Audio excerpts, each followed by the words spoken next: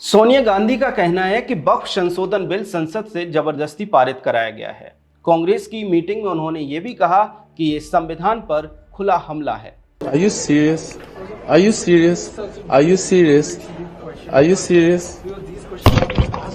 बिल्कुल, उनके दामाद रॉबर्ट वाड्रा सोनिया गांधी से यही पूछते होंगे कि क्या सच में ये जबरदस्ती पारित कराया गया है? अगर ये जबरदस्ती है, ये संविधान पर हमला है, तो फिर वो क्या था जब तेलंगाना बनाने के लिए संसद को बंद करके बिल पास कराया गया था। दोस्तों, फरवरी 2014 की बात है। कांग्रेस के नेतृत्व वाली यूपीए सरकार सत्ता में थी। कहने को डॉक्टर मनमोहन सिंह प्रधानमंत्री थे, लेकिन सही मायनों में सरकार तो सोनिया गांधी चलाती थी। इसी दौरान आंध्र प्रदेश से तेलंगाना को अलग करने के लिए एक बिल लोकसभा में लाया गया। तत्कालीन गृह मंत्री सुशील कुमार शिंदे ने बिल पर चर्चा की शुरुआत की। उनके खड़े होने के ठीक 3 मिनट बाद लोकसभा टीवी पर चल रही सदन की लाइव स्ट्रीमिंग रोक दी गई। लोकसभा चैनल को ब्लैकआउट कर दिया गया। सदन के अंदर क्या हुआ, कैसे हुआ, क्या चर्चा हुई, देश को कुछ नहीं देखने दिया गया।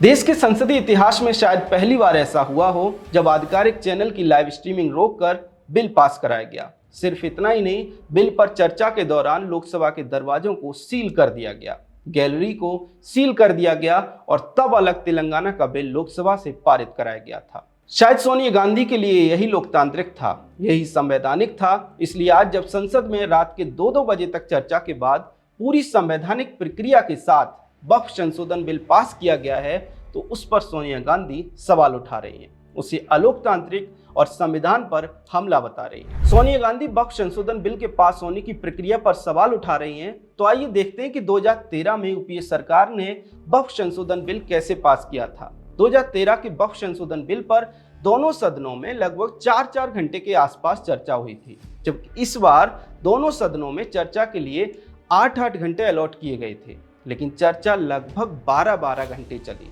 लोकसभा में भी लगभग 2 बजे के आसपास बिल पास हुआ और राज्यसभा में भी ऐसा ही हुआ। इसके बाद भी सोनिया गांधी को ये जबरदस्ती पारित कराया हुआ बिल लगता है। कौन है ये लोग? कहां से आते हैं? अब जब हमने आपको बताया कि कैसे सोनिया गांधी ने तेलंगाना को अलग करने का बिल पास कराया था और कैसे वक्फ संशोधन बिल पास हुआ था, तो आपको ये भी जरूर जानना चाहिए कि मोदी सरकार कैसे काम करती है। देखिए, सरकार अगर चाहती तो वक्फ संशोधन बिल पहली बार जब लोकसभा में पेश किया था तभी पारित करा सकती थी, क्योंकि उनके पास बहुमत है। दोनों सदनों में तभी पारित करा के बिल को कानून का रूप दे सकती थी, लेकिन सरकार ने ऐसा नहीं किया, बल्कि और ज्यादा लोकतांत्रिक तरीका, संवैधानिक तरीका अपनाया। बहुमत होने के बाद भी बिल को जेपीसी में भेजा। जेपीसी ने सभी स्टेक होल्डर्स के साथ कई बार मीटिंग की, देश के कई राज्यों में जाकर वक्फ बोर्ड के लोगों के साथ मुलाकात की, देश के लोगों से सुझाव लिए और इस सब के बाद बिल में विपक्षी दलों, मुस्लिम संगठनों, दूसरे स्टेक होल्डर के सुझाव के अनुसार बदलाव किए और बदलाव के बाद दोबारा से बिल को सदन में पेश किया गया। अब आप बताइए, इससे ज्यादा संवैधानिक और लोकतांत्रिक तरीका बिल पास कराने का और क्या हो सकता है? महत्वपूर्ण बात यह है कि मोदी सरकार ने ऐसा पहली बार नहीं किया है, बल्कि लगभग सभी मामलों में सरकार यही करती दिखाई देती है। सरकार का प्रयास रहता है कि मुद्दे पर आम सहमति बनाई जाए। 3 तलाक का मुद्दा देख लीजिए, लंबी चर्चा के बाद उस पर कानून बनाया गया। 370 पर भी यही किया गया। पूरी तैयारी के साथ संवैधानिक और लोकतांत्रिक नियमों और परंपराओं के साथ धारा 370 हटाने का कानून बनाया गया। राम मंदिर के मुद्दे पर भी सरकार ने कोर्ट के फैसले का इंतजार किया। क्या ये लोकतांत्रिक नहीं है? क्या ये संवैधानिक नहीं है?